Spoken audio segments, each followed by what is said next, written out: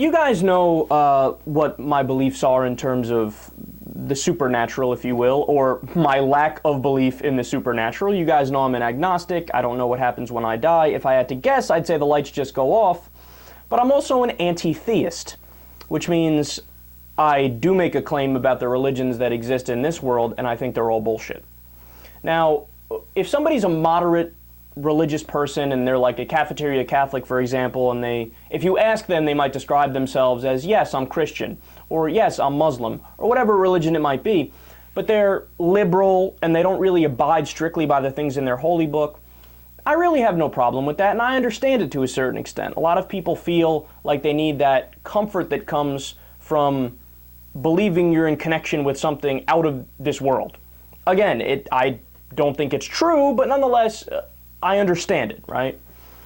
The people who really piss me off, and the people who scare me, and the people who I would consider my enemies are the devout believers, the ones who are the actual Kool-Aid drinkers, who would argue with you as if the things they believe are facts, not faith. Well, there's an openly gay Pennsylvania State Representative, Brian Sims, and he planned to speak on the legislature floor on Wednesday about the Supreme Court's decision to overturn the Defense of Marriage Act. But the person who had the floor before him was Representative Darrell Metcalfe, who's a Republican, and he blocked Sims from speaking.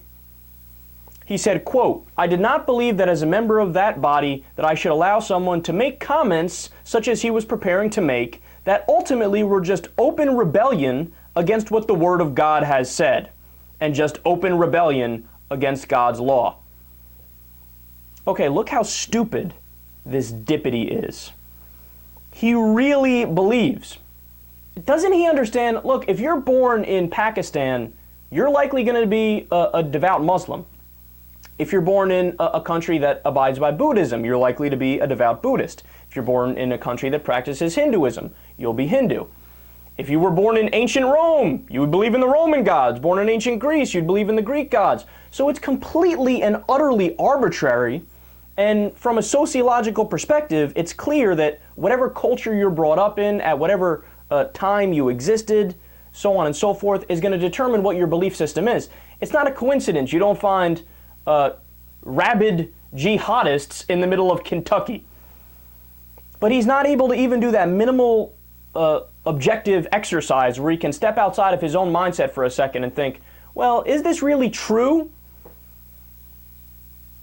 It's that type of closed-mindedness and that type of dogmatism and xenophobia that I can't stand. And furthermore, you're going to block somebody else from giving their opinion and you're just going to censure them and solely give your opinion? Okay, that's the exact opposite of the idea of America. You're not a tyrant. You don't get to dictate when other people can and cannot speak. And lastly, and most importantly, is that children like this guy, who's a grown adult, but he doesn't have the brain that functions as an adult human being, right? He needs to realize you're just incorrect. There's no evidence that your God exists. And then furthermore, even if your God did exist, you pretend to know exactly what that God thinks and wants and believes, and you say that he is against gay people?